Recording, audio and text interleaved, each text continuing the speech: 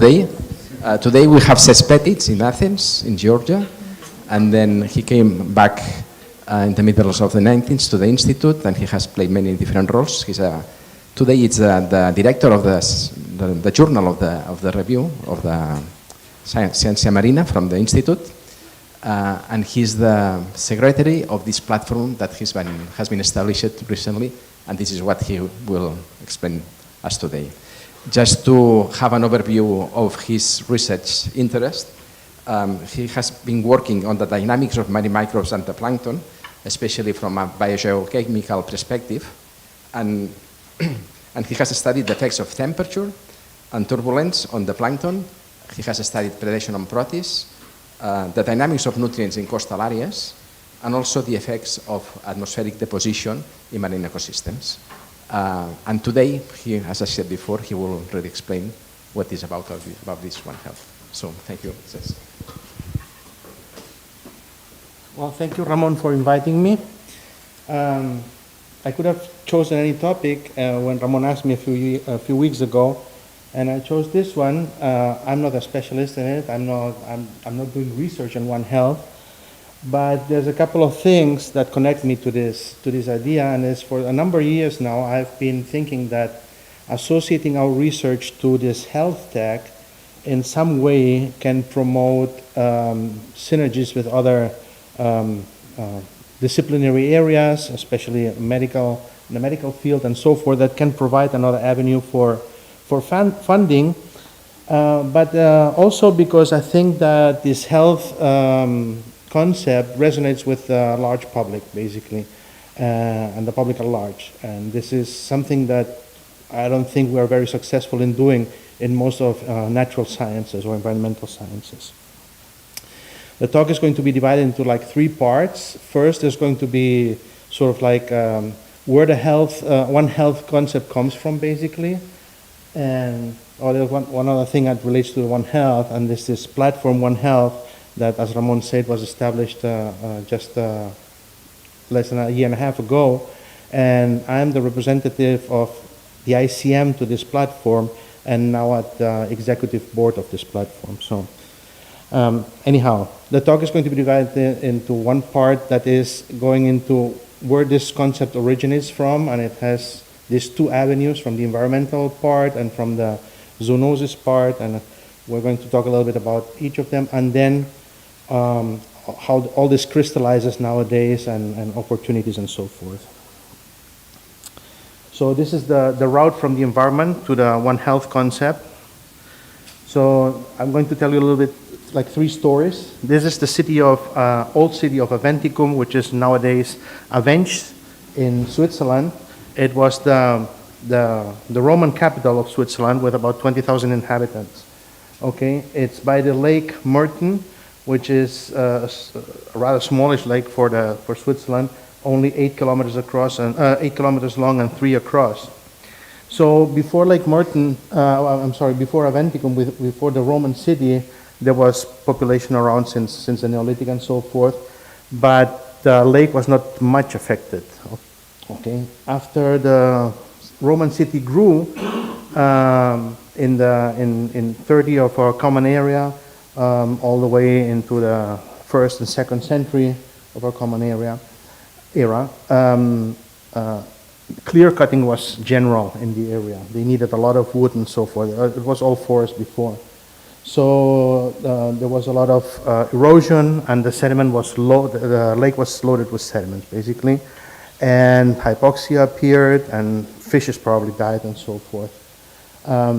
After the 3rd century, the city started to decline, and then when the Germanic tribes came in, it was abandoned.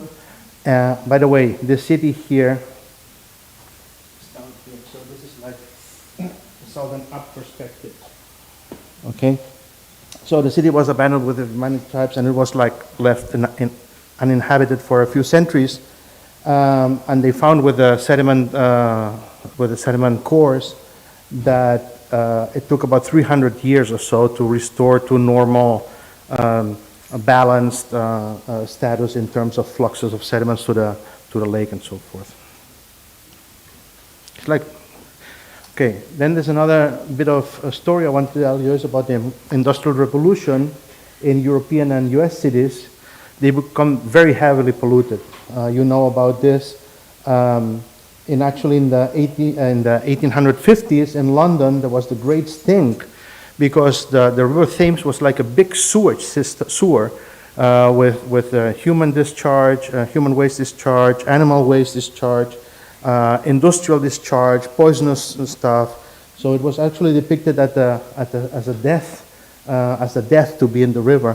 And the great thing was it smelled so bad that people had to restrict themselves to their own homes, and they were sealing the windows and the doors with lime-soaked clothes and so forth, so that the stink was not coming in. It was so bad, okay?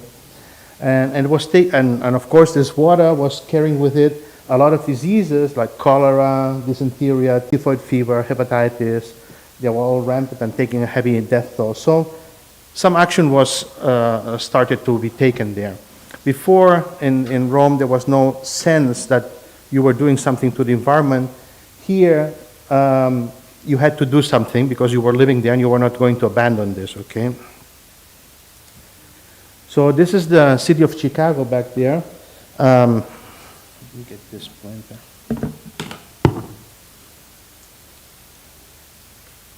So the old city of Chicago was just, whoops, where am I? Here.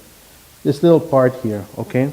They were taking their drinking water from Lake Michigan, but at the same time, through this river here, this Chicago River, they were dumping all the wastewater from the city into the lake. And of course, they were getting disease and so forth, because even if they tried to collect the water a little bit farther away, it was still polluting the water, the city discharge, okay?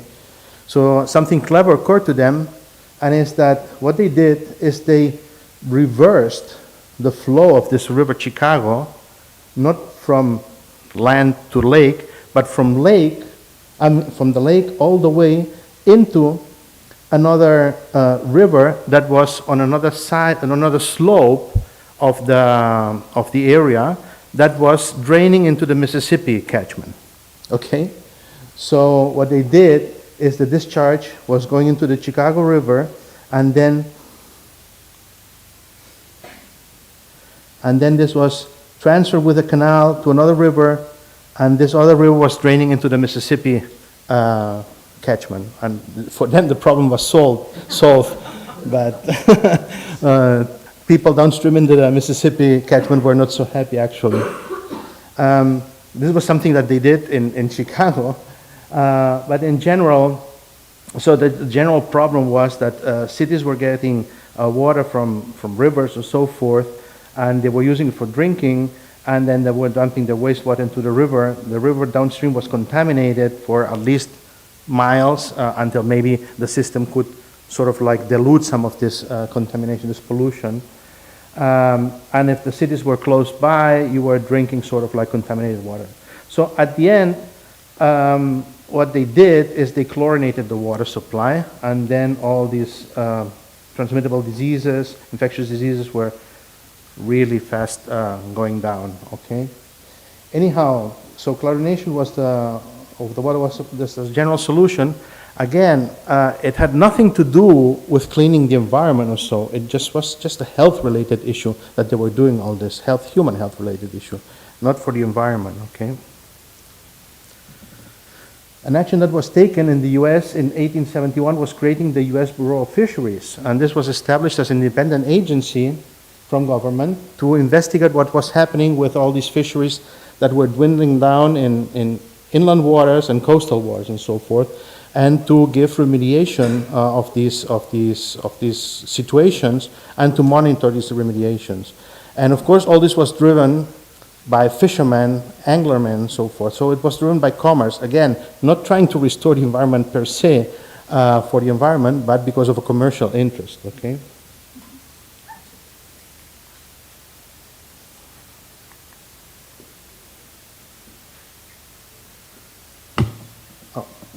And another bit of story I want to tell you is about these dying birds that occurred in the United States.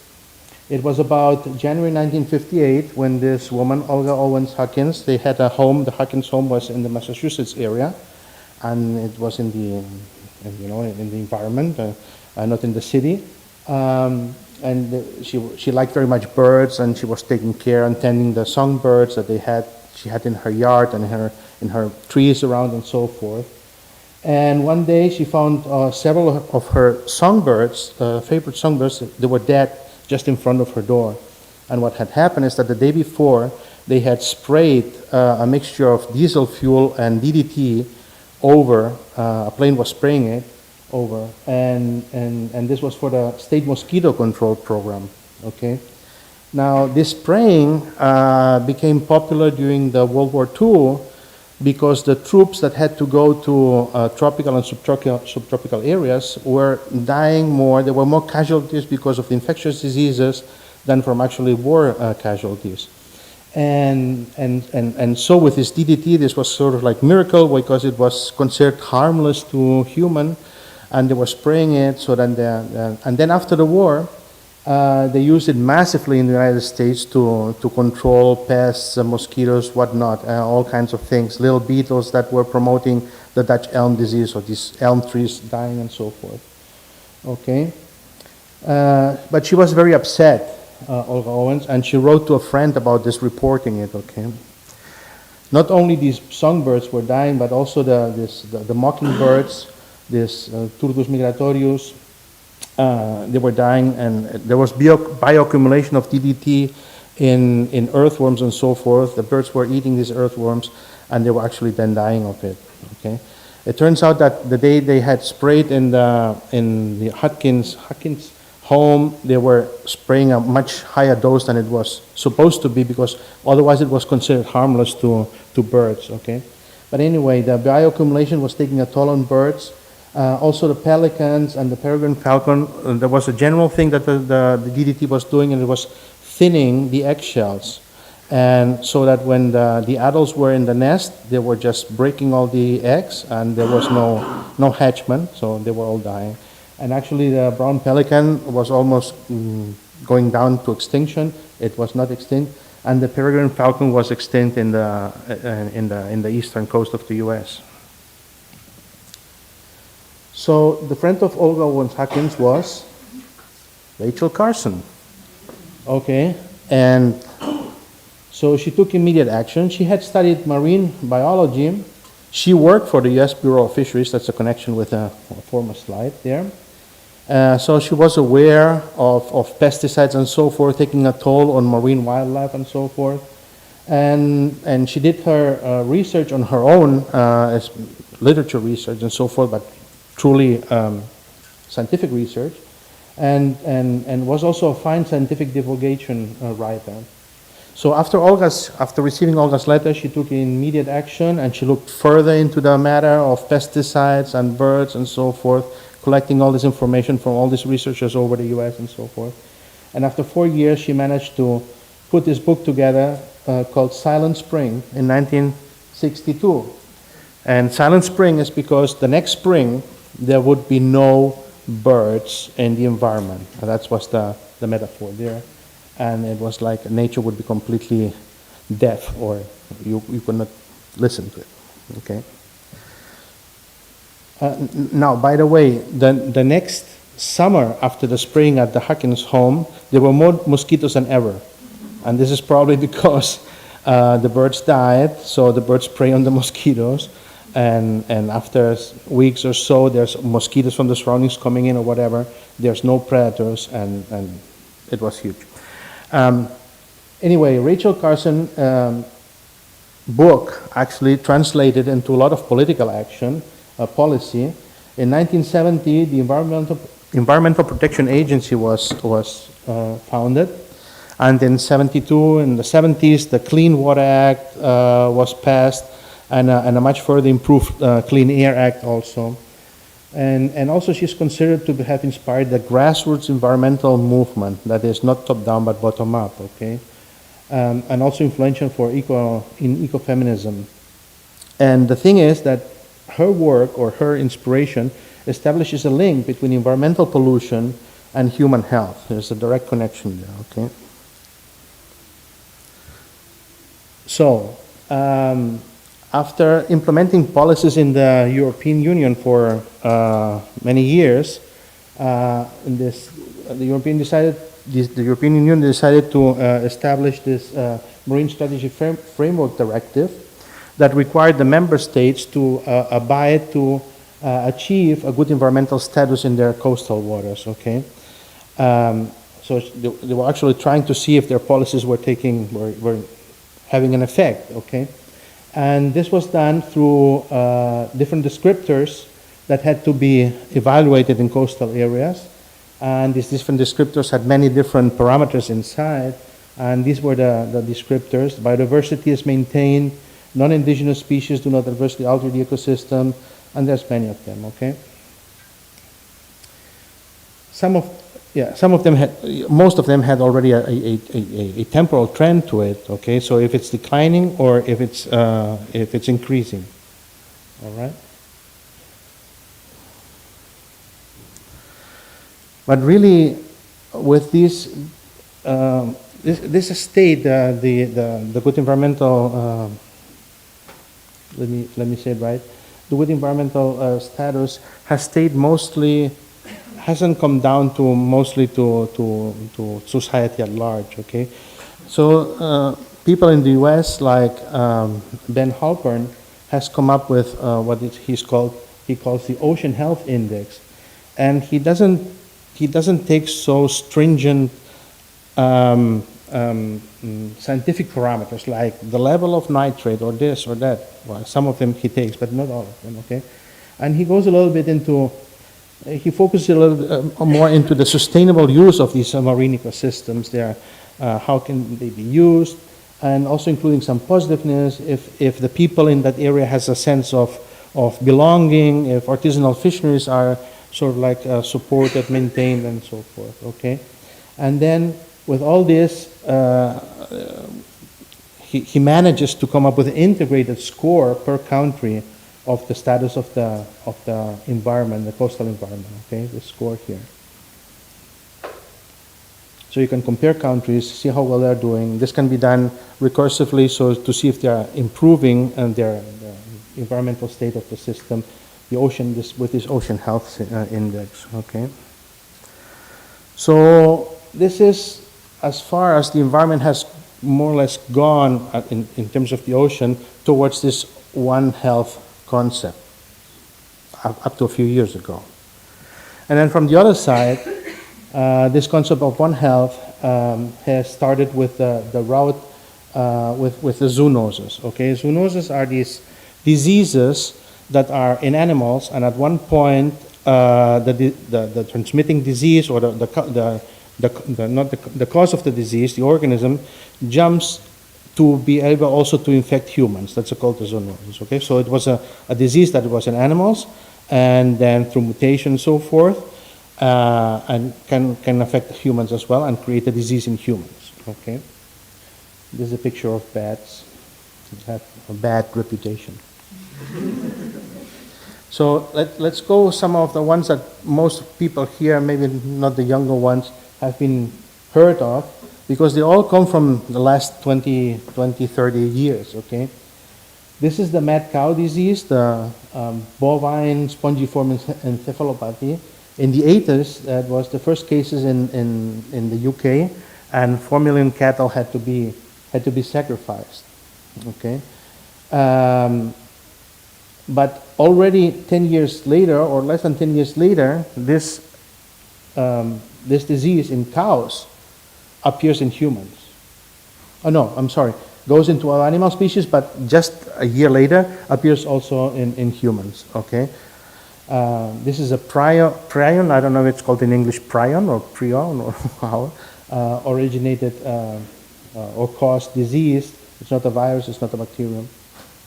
And in Spain in the 2000, a cow was detected with BSE, but because of all the implementations and control by the EU, it was cut short and we didn't have that much affectation. But if you remember this, I mean, the UK still until 2019 or so could not export meat, cattle meat or cow meat to other countries. So it was a huge economic issue as well. So I should say maybe that it was affecting the brain of the cows, producing these holes in it. So it started with twitching movements and being very, very highly reactant to stimuli. They were like, what happens, and so on. And at the end, they could not walk, okay, because it was taking this toll on brain proteins. You also remember the avian or bird flu, okay, that was given basically in birds, and it has a high pathogenicity. It was first detected in 1996 in China, and it was detected already in 97 in Hong Kong in humans, okay. The death, it has about 50% mortality. So if you get it, hopefully you don't. But it's difficult to be transmitted to humans, okay? And humans have to be really in close contact with the birds for a long time, long exposures and repeated exposures and so forth, okay? So the transmission to humans is inefficient, but then at the end it might appear in humans. And there was an outbreak in 2003 and outbreaks around the world. And an issue here is because birds travel, they can travel from one continent to another, so the transmission was all over the world, not like cows. The swine flu, another flu, a virus, flu, also spill over to humans, and now it's part of the seasonal flu shot that you are given, and the virus that caused the swine flu, okay? And here again, it's very easy when you have animals in close contact, which is the extensive or intensive kind of farming that is nowadays in place, and it's growing and growing. It's very easy for viruses to transmit to one another, one animal to another. And also if you have humans around and they're in close contact because they are taking care of these animals, it's easy for mutations to happen and for these viruses to jump into, to have the spillover effect into humans.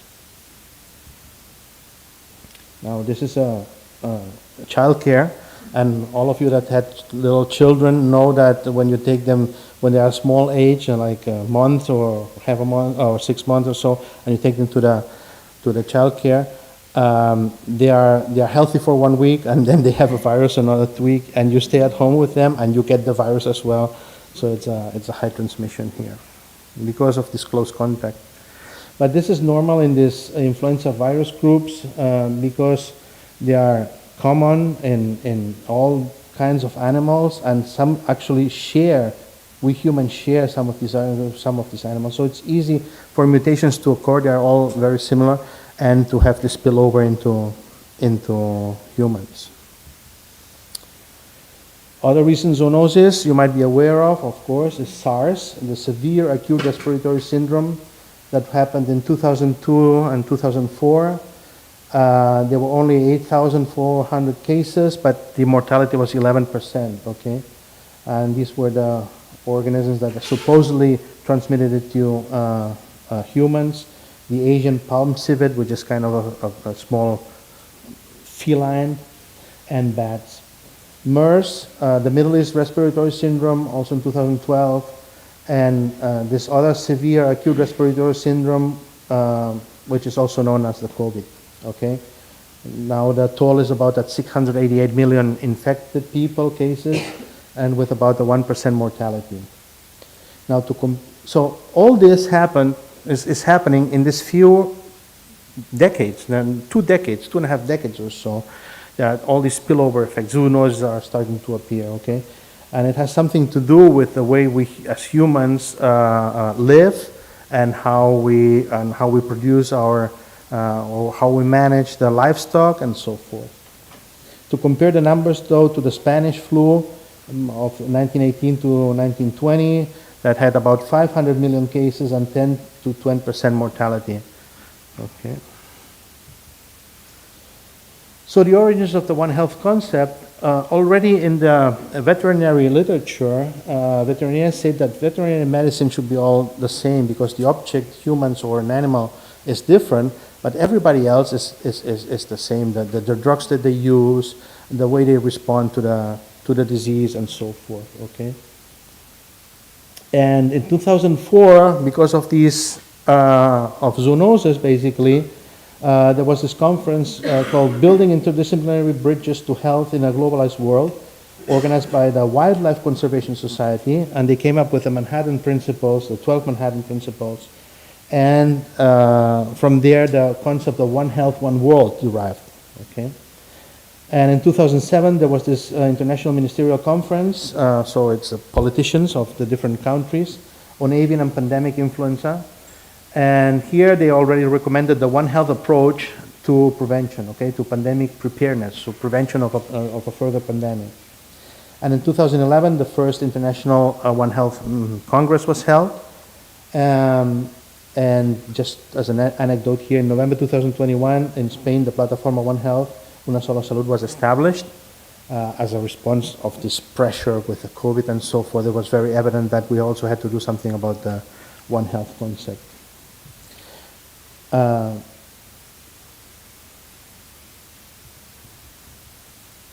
I don't know what happened to the Manhattan Principles anyhow.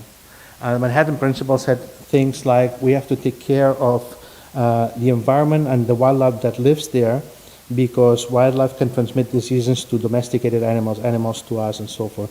So it had preservation measurements and other issues. And so things had to be already studied interconnectedly. So where do we stand now? So there's many different definitions of One Health, because no one has the property of the One Health concept. It's like love. No one has the property of the love concept, right? So it's the same kind of thing.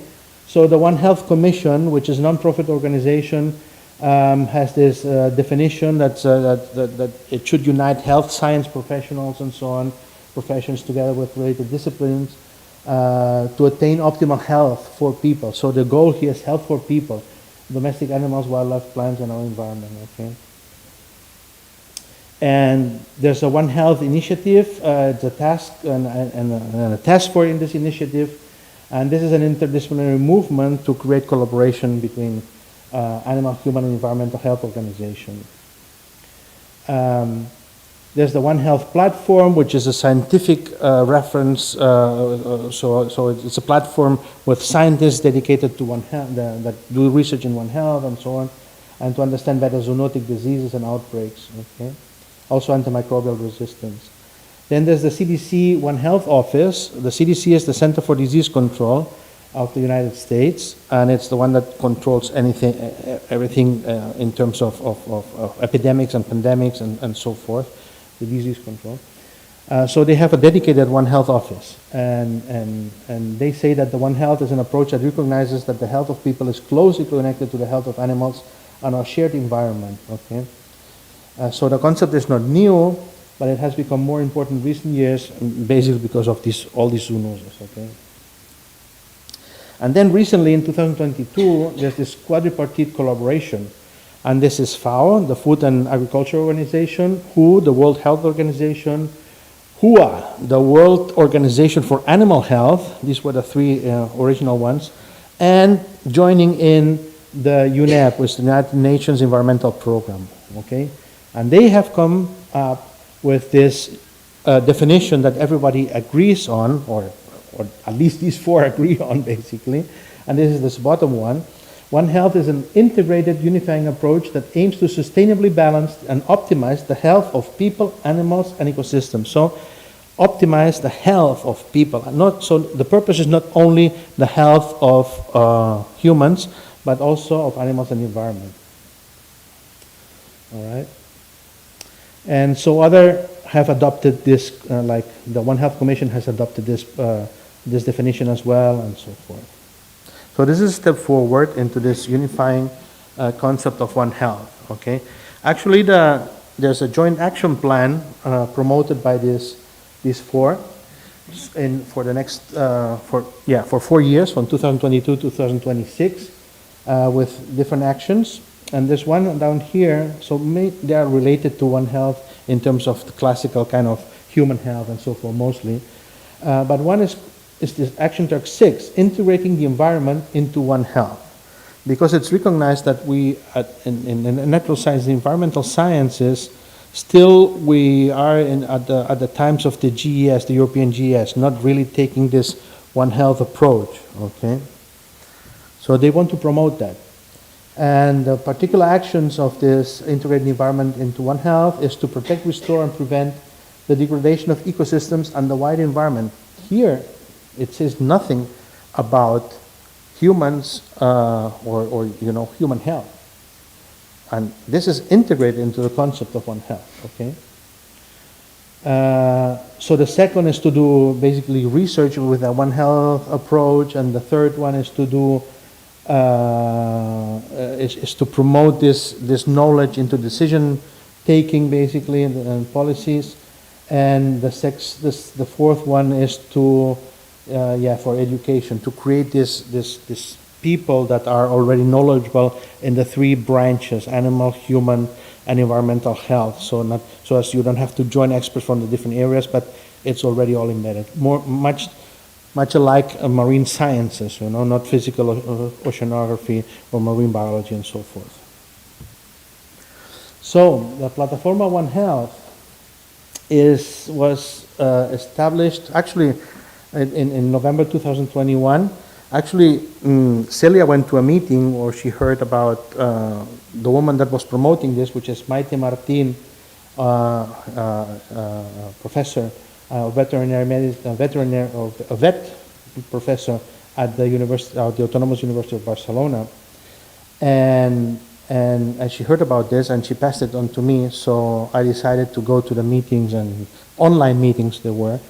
And at one point, they were asking, well, we need an executive board to run this, and people could actually offer themselves to be part of this executive board, and all the members of this board were voting basically, and I got to be elected and become the secretary of it. Okay. It's not a platform where individuals can join. You have to come. So the joining members are institutions, and the institution has to have somebody there as a representative and go there. And then if this person is elected, it's a representative of that institution, but you cannot go on your own. It's just something that, anyhow. And the schedule is that in 2023, sometime between now and November, we are going to be transformed into association. Now the legal paperwork is in the Department of Justice and so forth to be transformed into association, blah, blah, blah. Because you need some money to work, and if you don't have a FIF and so forth, it's impossible. So you have to get it through an association or some other form, foundation also. But the decision was to do an association.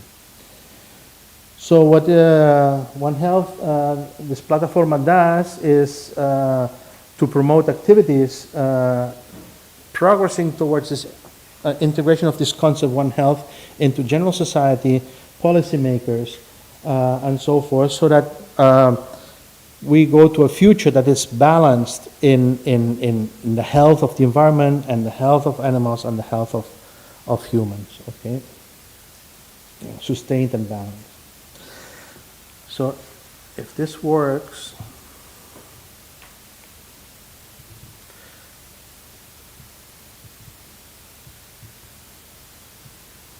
and it doesn't. It was working before, but now it doesn't. Anyhow, it doesn't really matter.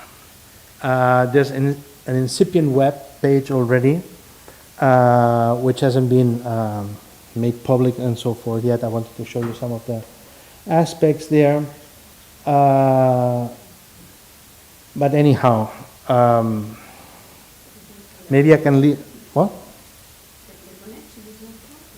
No, I don't know.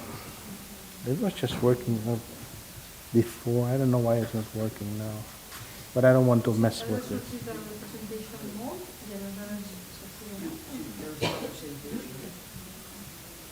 I don't want to mess with this because otherwise the PowerPoint might just...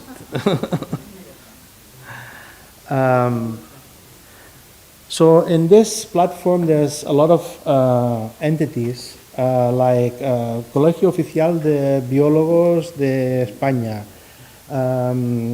Colegio de Farmacéuticos, Also, private companies, especially pharmaceutical companies, also are also members. Also, people that want, or associations that want to promote so, a better life, or something, some kind of intangible, mundo sano.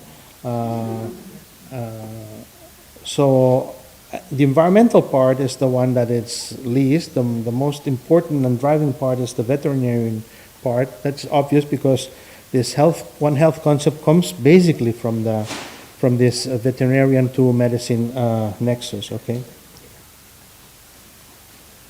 Okay. No, això va. No, si va, no.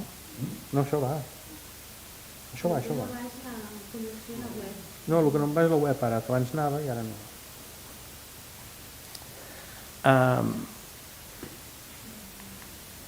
So what we have done so far from November 21 to now, so we have monthly meetings of the executive board.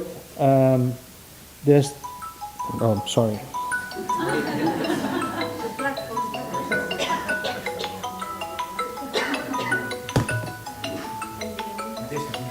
They cannot stop it.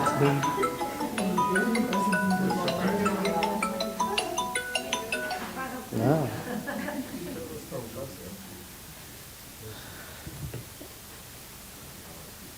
So a big part has been this transition into an association, making the statutos and so forth, regulations and so forth. So a first association meeting, once association is already completely established, is being prepared for later this year, the end of the year, or November or January 2024 in Madrid and online. Okay, so everybody will be able to connect to this first meeting, and so members now will have to pay some quotas, and with these quotas, with these fees, you can then also do stuff, prepare meetings, take action, and make the web page and so forth.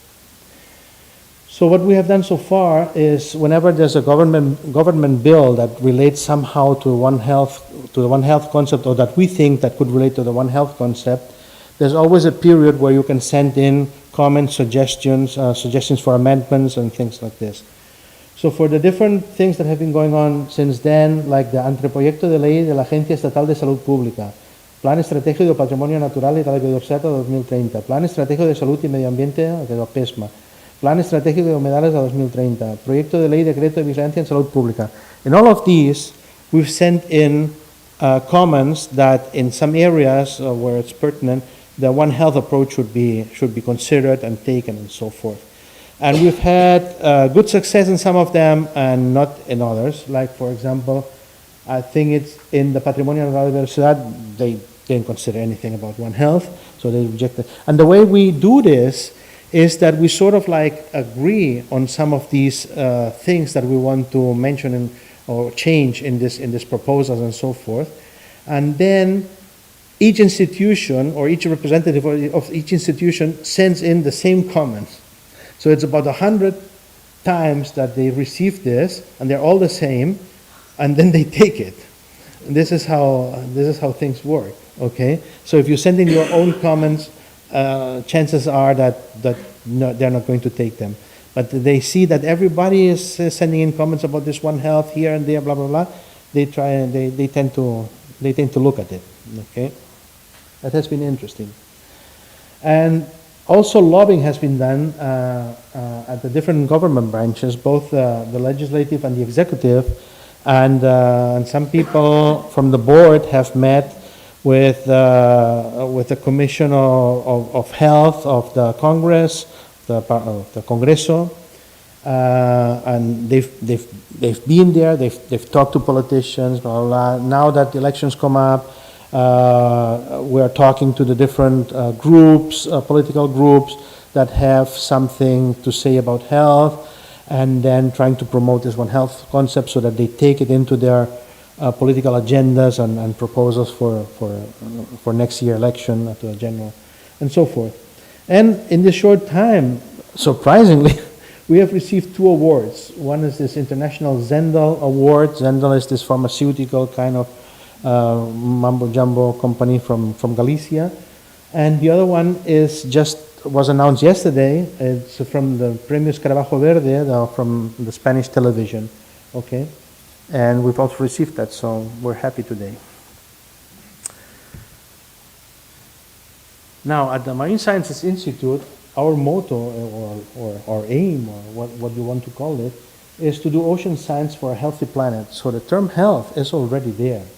So we have something really gained already to be positioned into this One Health kind of approach.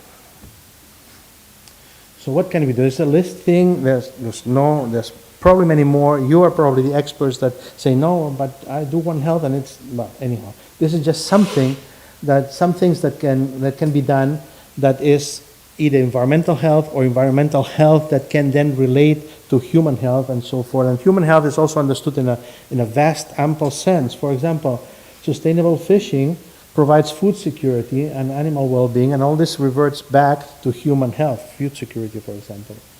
Biodiversity, ecosystem integrity, genetic security, well-being, and there's many, maybe some are shocking, like primary production, like I study phytoplankton and so forth, and the ocean dynamics, and climate change for food security. And of course, phytoplankton is starting to go, chlorophyll is starting to go down.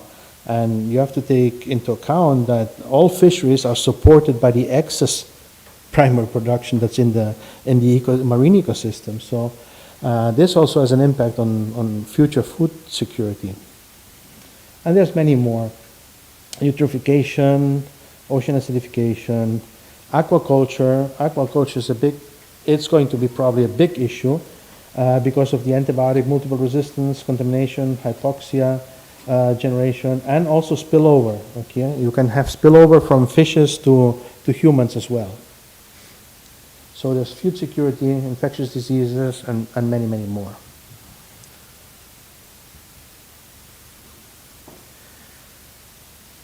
And you probably know that here at the Institute we're leading this Ocean Cities Network, which is one of the UN Decade of the Oceans programs that has been sponsored by the UN Decade of the Oceans.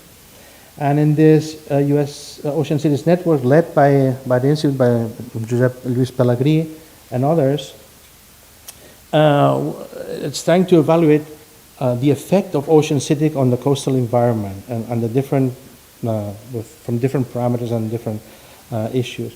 And then also what cities can do to ameliorate this status in coastal areas and so forth, okay? So here I also had this web page, which probably, again, isn't going to go, right? Yeah. Anyhow.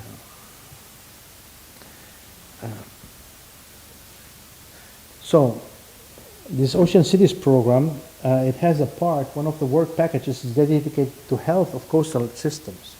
So again, here there's the health issue. And here it says the reasoning of it. Cities are one of the principal vectors impacting the ocean's health. This includes addressing pollution as well as multiple stresses on natural communities near shore, sea bottom degradation, eutrophication, and ensuring resilient coastal and marine ecosystem.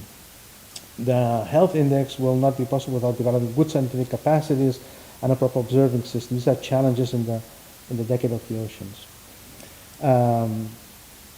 So anyhow, this is open to everybody's collaboration. I'm now getting into, they asked me to lead with Josep Duret, this health of the coastal system part.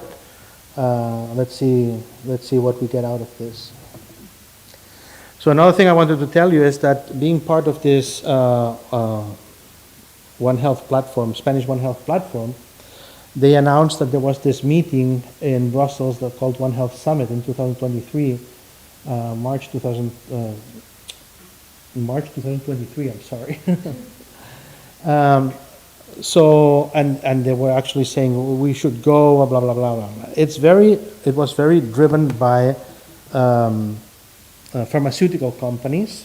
Okay, actually this Bamberg Health that was making this meeting, it's sort of like a foundation paid, not foundation, it's something, an entity paid by different pharmaceutical companies to promote actually exchange of knowledge and so do business without obstacles, so helping to propel the pharmaceutical and healthcare industries forward, okay? So what they do is meetings with all kinds of people. There were people there from the General Directory of Health, DG Santé in Brussels, environmentalists, but mostly also people that were in charge of different level of government, like local, regional, national implementation of health systems, water quality systems, and so forth. All kinds of people that were. But the disappointing thing, it was more like one way. So people giving talks and very little discussion, actually. So that was the thing. So it was promoted by this Bamberg Health, which was mainly financed here by this, are all pharmaceutical companies in the veterinarian, also medical, human health system, okay? Actually, MSD forms part of the platform. So through this, we became to be one of the promoters, actually, of this summit. So I went there, and because I wanted also to get out of my comfort zone, and I wanted to go to learn a little bit how all this was being done in other areas and other disciplines, completely different from natural sciences. It's a medical kind of approach, medical sciences. This is just to tell you which are the sponsors of this one, Bamberg Health.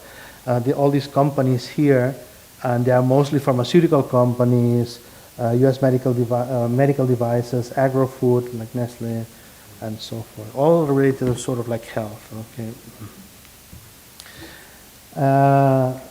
So these were the main issues in there in terms of panels that they were putting together, and also like keynote talks. The keynote talks are these presentation.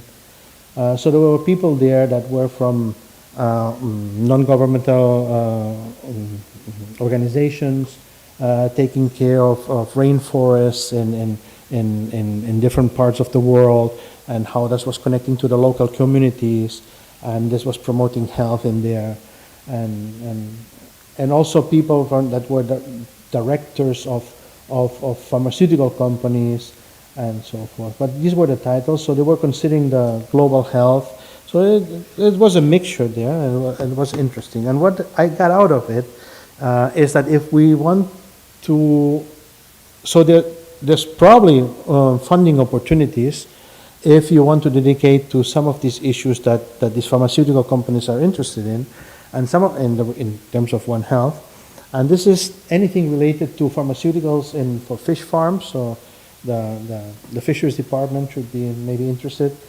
Antimicrobial multiple resistance across the board with animals, humans, and what's in the environment, how this can backfire on us and so forth is very welcome. They are putting a lot of resources into antimicrobial resistance research. Anything related to zoonoses and spillover, like with fish, and the discovery of new drugs for marine organisms. I would say that these were the 4 areas that I see as opportunities if you want to get into some applied research. I think there would be funding opportunities. So, environmental health. Not everyone is happy with this health tag or use this health concept in the environment, and even it has been debated into the ocean with or use this health concept with related to the ocean, like this paper of 2022, that they say that the health metaphor continues to be imprecise, ambiguous, and problematic. And we suggest that the idea of ocean health misrepresents the Earth's history of ever-changing and adapting ecosystems through time, and wrongly suggests that ocean health is an apolitical and objective state, and obscures how conditions in the ocean are irreversibly intertwined with human activities. Some of these I don't really understand. Like, it wrongly suggests that the ocean is an apolitical and objective. Actually, if you put health in there, probably it has some relation to human. And then it says this misrepresents the Earth's history of ever-changing and adapting ecosystems, of course. But humans as a species are also ever changing and adapting. We evolve as well, and this is not safe for human health. So I think, I don't know, One Health is this concept, and it's a little bit fuzzy and blurry and so forth, but I think it's the way to move forward. And in my view, this is the important thing, do you want to catch a name or concept to get the attention of society at large? Okay, not just the attention of motivated groups of people that care about the environment and so forth. Everyone can relate to this health concept and understand how important it is. All right, and this is because in the ocean it's very difficult to raise awareness. If you are on land and you see massive birds dying, of course you take immediate action. You go to your political representative. If you see garbage in a forest, or if you see a clear-cutting forest or whatever, you take action. You see it. But in the ocean it's very difficult to see. And if you don't see it, if people don't see it, they are not moved. So it's all about moving feelings, okay? It's emotional. And just as a curiosity here, this is the TV3, it's the local or Catalan national TV, and has fundraising to foster and promote scientific research. It has an event every year. It's around early December. So it's to, as I said, to foster and promote scientific research of excellence, and all of the issue, and all of the years, they have focused on human health related issues. It has not been one of these fundraising campaigns dedicated to the effects of war or biodiversity loss or clear cutting in the Amazonian forest or pollution in the environment. None. It's all directly related to health and human health. So if you're still not convinced about using this health concept in relation to the environment and so forth, I would say that you can actually go out and tell this leatherback turtle that it's about to die because it will not overcome all these ropes and fishing gear that it is entangled with, and tell it has nothing to do with your health. No, it's not. It's going to die. So, and everybody will understand this. Thank you.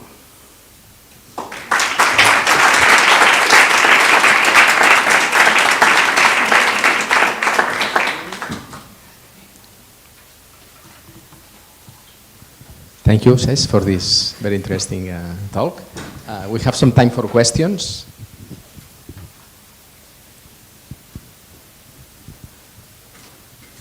Thank you, Cesc. Very interesting presentation. I have a question about, I see that it's a very, let me say, systemic approach, taking into account, the environment, the animals, the humans, and so on.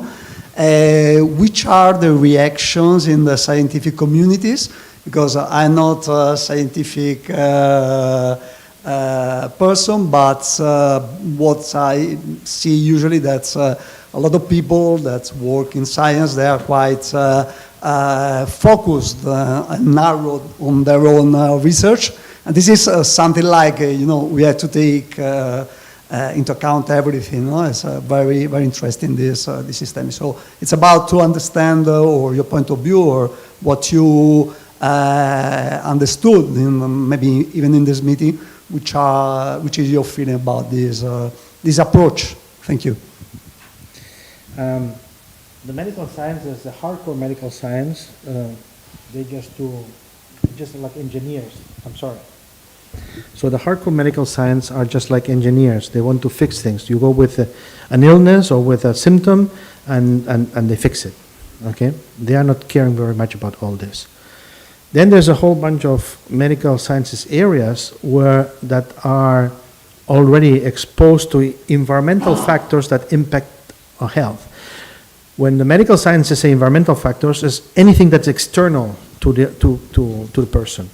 And mostly they deal with societal kind of economic issues, poverty or being on the risk of poverty, when you have a disease and you don't have access to a certain amount of drugs to cure it and so forth, then your life expectancy can be lower, etc., your well-being. That's an area, but these people are already open because now they see that with climate change especially, there's with the heat waves and everything that affects directly human health when it happens. They have a connection there, and this part of the medical sciences are open. The most open, I think, or the most proactive are the veterinarian sciences, because especially with climate change, many of the disease vectors, like mosquitoes and so, are pushing their biogeographic ranges further north in the northern latitude and further south in the southern hemisphere.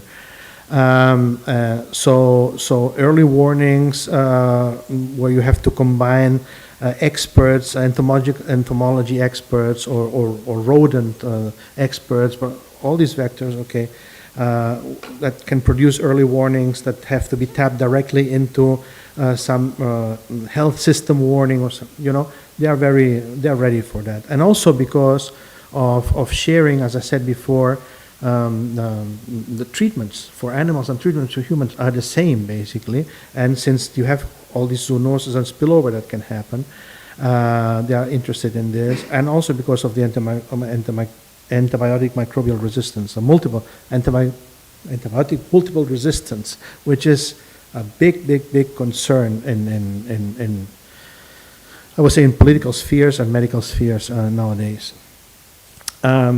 We in the environmental sciences, I don't know, even if there's this health coming up all the time, ocean health, blah, blah, blah, blah, blah, getting into this One Health concept, it's I think it's slow, and I'm surprised about it, and I don't know. I think we want to be too strict. I mean, we are still going to be doing our science very strictly, very professionally, but when you relate that to society, you can go to this limit, and you can use this term health, and it's not a problem. I mean, these are not your peers where you have to be really concise and strict and prove everything and so forth. This is more of a concept and a way to have society move on. Thanks, Cesc. As I understand, you are the representative of ICM in this platform. And then I guess, I'm sorry if you say that, but in this case I miss it, sorry. So as representative, how will be the channel, because maybe people here want to know how this evolve, and also maybe contacts in different initiatives or something like that.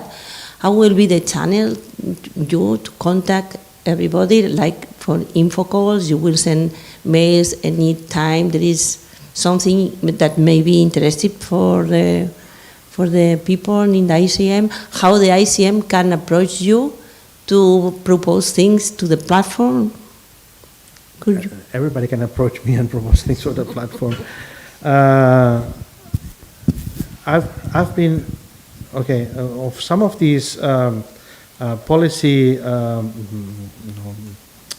plans and so forth, I've sent emails to ICM at large. I have received no response to just give comments to this plan, a strategic plan, blah, blah, blah. And others I haven't sent it because sometimes it's like, by tomorrow we have to do this. So I don't really have time to consult and blah, blah, blah. So I do it as best as I can myself. But I haven't received much feedback or suggestions or anything when I sent this. Once the association is in place and we'll have the web page and everything, I think it will be much easier to contact and so forth at large. So there's all the members, all the entities that are forming part of there. You can search for an entity that maybe you want or you think you could work with. Okay, it's also, you can do that. So it will be. Yeah, this is a question or comment about this Stefano's question. I am one of these scientists that is, for me, it's very difficult when our group is called the health, blah, blah. And it's so holistic, this kind of research, and it's so politically driven or for politicians that I don't know what is your feeling about, okay, we have to catch the attention of the public, but I think that as scientists, we need to prove this. And are there any efforts, strong efforts on metadata analysis or simulations, model simulations, to show how the effect of Doñana, getting the water from Doñana is going to affect the health of the humans around? Or is there any scientific data-driven or hypothesis-driven research? Because I feel my partner, she used to work in the UN for these SDGs things, and I felt it was a lot of blah, blah, blah, and little of proof.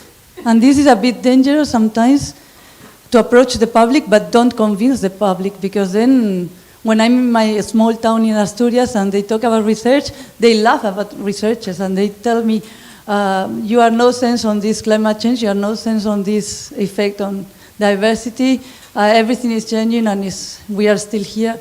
So what do you think about this? And if in your platform, are you going to make effort on this data or model simulation analysis to prove? Because at the end, we become like politicians or pharmaceuticals that is just blah, blah, blah, in my opinion.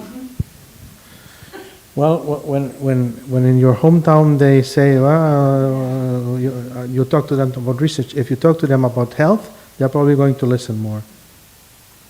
So if you manage that. So actually, as I said, the Joint Action Program stresses that this environmental part needs to be really integrated into this One Health concept. So there's not that many initiatives that really, so there's initiatives that address the ecosystem or environmental health, ocean health and so forth, if you like it or not, but you can have there. And Halpern has been the one that has done most of this integrated effort from data from all over the world and so forth.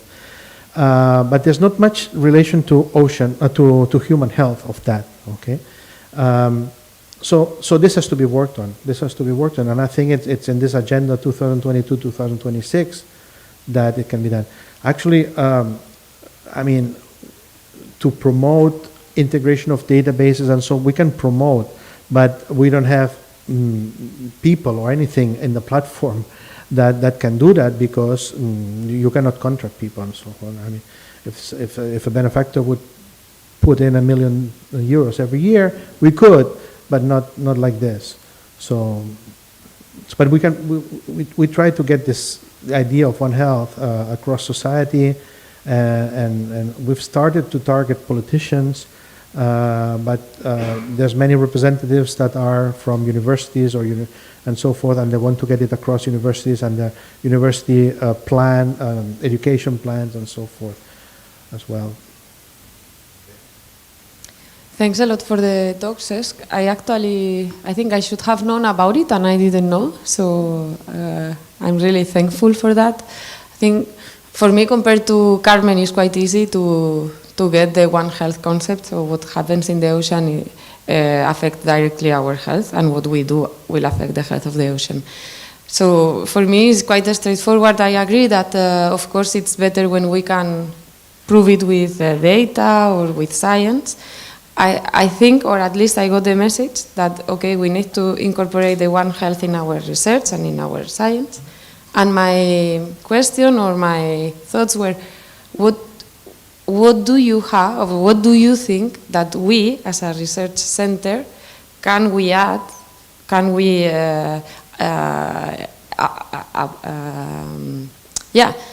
can we give or provide to the One Health platform? And if you have more or less structured that, like for example, the Department of Resources, that they work with food webs, or I work with pollutants, Chris work with pollutants. Have you thought a bit about how we as a research center, we could improve or provide resources to that? as I said, I don't think we are ready or will be ready in the next future to collect data and do actually things with that data. But if you want to do something, I mean, you work with mercury, right? And probably in your papers you already mentioned the effect that mercury in the environment through ingestion, bioaccumulation, blah, blah, blah, can have on your. You probably sell this idea many times in your research papers. So just adding a little bit, and so this is in the framework of the One Health concept, where the environment, the health of the environment, the health of animals is also related to the health of humans. Not me. Hope not me either. Thank you so much for the talk. I think it's a great approach, and I think that it has good chances to appeal to people with this health motto. But I'm a little bit concerned because on the objective you listed before, it seems to me that you are treating the disease, no? But that you are not approaching the cause of it, because you said that this is because of the way we live our lives. And maybe my question is, have you considered, for instance, adding the growth to these objectives? Because we cannot keep going like this. And yeah, this is sort of like yeah, of course. I mean, not related to the ocean, but what we learned from COVID is that you have animals in high densities, farm animals and so forth, in close contact with huge human populations and living also in high densities, and then a huge mobility that we have nowadays. That's the perfect soup for diseases to jump from one species to another, be it from one animal to another, from animal to humans, from humans to animals, and then being spread all over the world. And I think politicians, not society, but probably politicians, are preparing for the next big pandemic. And that's one that will be as transmittable as COVID, but much more deadly. I think that's basically the fear of it. And so this One Health concept will help these politicians to have enough data or more resources to be prepared for the next pandemic. I think that's what's going to happen. Yeah, hi. Thank you, Cesc. I really like the talk. I'm more in the line of Andrea, thinking that we have a lot to say about it, and myself, as member of the Research Support Office, that I see a lot of projects. I can see a lot of contributions of different people of the center to this topic. And also I wanted to raise another point, which is right next door we have ES Global, who probably many members of the One Health platform are members also, and they are right across the street. They are working very much on this with many papers about what's the implications of having like healthy environments towards our human health. So, and this is one of the recommendations and one of the works that the Scientific Strategy Committee at the center is working on. So we can also, I think ICM has much to say, and also we can look to people around us, because we are in a very well position to explore more and exploit this platform. Yeah, not myself, but I think some people have had contact with IS Global, but you're right, they work on the One Health concept and have a trajectory in it, but it's basically land environment and human environment and aquatic freshwater environments, basically, not so much seawater. But you know, there's maybe I forgot to mention all this, but the way that Vibrio in the ocean spreads is also affected by increasing temperatures. So that's the way this species, like the Portuguese man of war, seems to be ever more present in the Mediterranean. It's a health issue, because if you get stung, you might die or have a severe injury. So so the species coming in with that are poisonous and so forth, even algae like Ostreopsis, that's a clear case as well, and produce some respiratory diseases in these latitudes and so forth. So all these are issues that people are working already. So it's just packaging it a little bit further into this One Health concept, basically. So. Okay, I think we have time for the last two questions.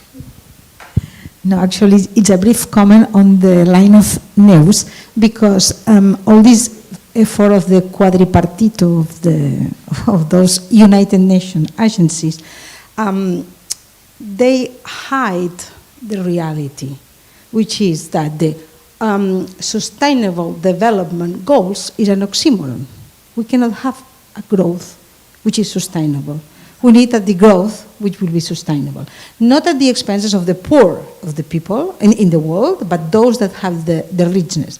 And then I think that us as scientists, we should, it's my opinion, okay? We need to have, to be more aware that we need to wear two hats. The hat of science, we want to document with numbers, with good science, strict, all the changes that are occurring in our environment and how our science contributes to the protection of this environment. This is one hat. This is our mandate. And then the other mandate is a little bit of the activist. So we should tell the society, look, we are not doing it well. We need to change. And we know how we should change it, but we are shy, we are afraid, etc. So we need to change. And I think we have the capacity also, as Carmen was saying, that when you go to your town, I think you can transmit this idea, no? That we have a responsibility and we have tools. That's it. Thank you very much, Elisa. Actually, this makes me think that I lost my train of thought answering her. And this is what, with COVID, we learned that, okay? But what have we done after COVID? And it's not been that long ago. We are promoting macro farms with an order of magnitude larger than before in animals together, which is going to promote the zoonoses, it's going to pollute the environment, it's going to be bad for antimicrobial multiple resistance, really bad, and all this, and we are at the same levels of mobility more or less than in 2019. So we tend to forget very fast, but hopefully somebody hopefully somebody doesn't forget and actually stings all the with a stick, punches all the time politicians and so forth to not forget either. Next pandemic. Next. Okay. Yeah. A last quick question. Do you have any criteria to accept the partners? Because I was surprised to see Nestlé as one of the partners. Nestlé was one of the partners. Nestlé. No, but this yeah. It was not a partner of One Health. This was one of the promoters of this Bamberg initiative. Yeah, but this is weird to me because Nestlé is known to have made a lot of damage to the environment and to even people in developing countries. So, yeah. My feeling is that there's a lot of greenwashing in this. But there's a lot of green and blue washing and blue economy, blah blah blah blah blah, a lot. Yeah. And then, and as somebody said, in the sustainability of things, I mean, sustainable growth is an oxymoron. You cannot grow sustainably, and we have reached a point where we have to degrow. Nobody is willing to accept this, but it's true. So, and this is the root of many of the problems. But yeah, Nestlé is, yeah. So we have in our platform One Health, we have pharmaceutical companies, and they actually, this is something, they actually pay sort of like a consulting company that goes every time to Congress. These are the pharmaceutical companies. And they take notes of anything related to health or whatever their interests are, veterinarian, blah, blah, blah, blah, blah. And this sort of consultancy, we have it also as a member of the platform, so we get a report like every day, every few days, of all the action in Congress, changing in name, changing in political color of this commission, blah, blah, blah, blah, blah, blah. What they say about this plan, strategic plan, what they do about this. We get the report of all that. Yeah. And that's how I think how things have advanced so fast in that sense. So so you have to use this. It's been completely different for me. Very interesting actually.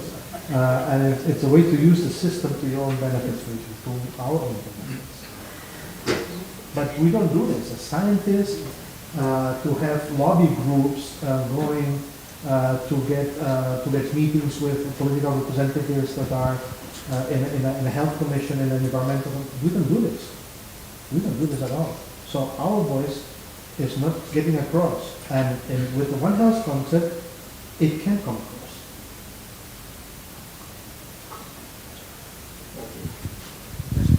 Okay, thank you very much for the talk and for very fruitful discussions.